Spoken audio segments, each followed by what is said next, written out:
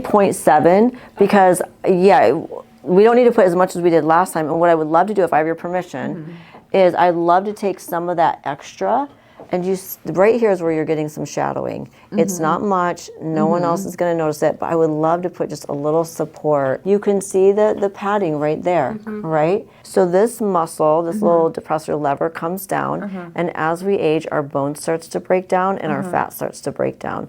So what's gonna happen is, you know, marionette lines start to come in, so you're gonna get marionette lines, and with the breakdown of fat and bone, this muscle starts pulling up, this muscle starts pulling down, and this will just become really hollow. So if you keep getting your lips done and you never do anything else, the lips will look less and less nice. When you're replacing age-related volume loss, that is never going to be more than what you had. This is the Amy chemistry.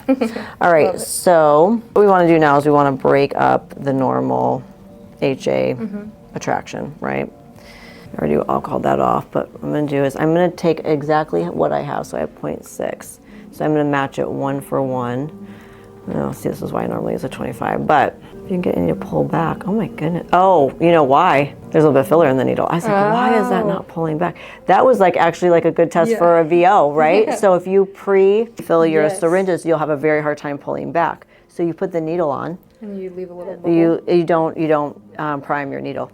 Okay. So, because look at how hard that was to pull back with all that pressure, and then finally it pushed through. But if you're in the face and you're just kind of doing that, you could be right in. And nothing's going to happen. Okay, so what we're going to do is we're going to get just 0.6. So we're going to go right to there. I'm going to take it out. The most important thing is that you don't blend in the syringe because, well, this would be okay, but if you're doing a full syringe. Is that back pop off? It's not as easy as a radius. I don't know if you've ever had a radius pop off, but it will, because if you're just talking, you know, the pressure of your thumb will pop that right off the back. And I've done it, and you'll just throw all that filler on the floor, and then you go in the back room and cry for a second, and then come back out when you're ready to. Okay, so then we do this. Now, so what we're going to do is you just put it right on, and then add that in. So 1-to-1 will break up that attraction for each other. And now it's just hydration. That's all it is hydration. So then you're just gonna blend it together. So I just like to get the area nice and cold. And in my mind, I'm picturing where her mentalis ends, where periorbital fat pad is, and where her cheek is kind of ending. And I'm just gonna put a little bit of support in there. That's all I'm gonna do. Do you try to go right up to that fat pad line, or yeah, a little bit. I mean, like where the shadowing is. Yeah. And I'm gonna get nice and cold. Okay, so we're gonna go right here, sharp poke here, sharp, and then I'm gonna go in and I'm just gonna do these like really light, little pressure, and then 4 just drop. And then actually feel that first. You can kind of feel it. But then I'm just massaging it because I'm not using it to contour.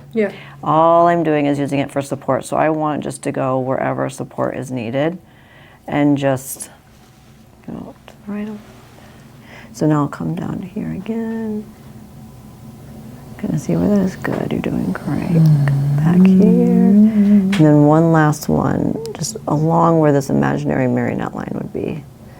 And I'll come down there. It feels so crazy. Does it? Yeah. For somebody who has an established marionette, do you still do the same technique, or? So if they have established marionette, first you have to go deep bone line because otherwise you're just going to make that area heavy. So if they have like an established marionette line, like an older patient would do, first I'm doing this, then I'll do this, and then the third step is just tiny little. Yeah, that's a good question though, because you probably see that more than anything. Yeah. Marionette lines are tough to do. Until I started doing on the bone, it was really hard to get to look good because it's kind of a black hole sometimes. Well, and they've lost so much bone, and that's, you know, and so it's like even if you fill up this, and it's like kind of this like puff there, where if you build up the jawline, they need less filler, because just like what I think looks better is a fuller bottom than a top. I feel like a fuller jawline versus fuller soft tissue looks better. Okay, so feel that now. So it's just literally a little bit of support. And all that does is it just makes her jawline look probably like it did 10 years ago, because she has, you can see almost a little bit of shadowing, but that will just disappear because that will just kind of come up there and support it.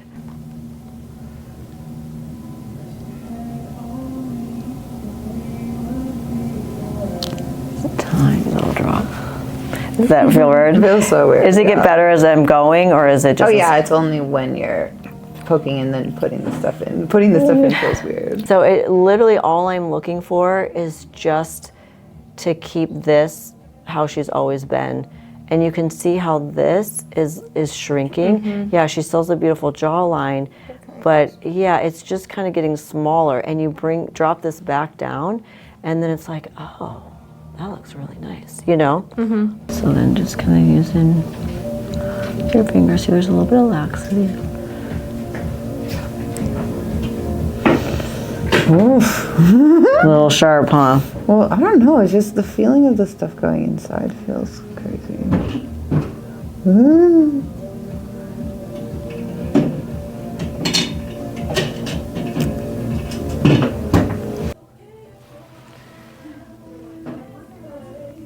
I'm aiming just for where that laxity is right there. And this is a little bit different too, because I'm not doing retrograde, but I'm just doing such a tiny amount. It's so thin that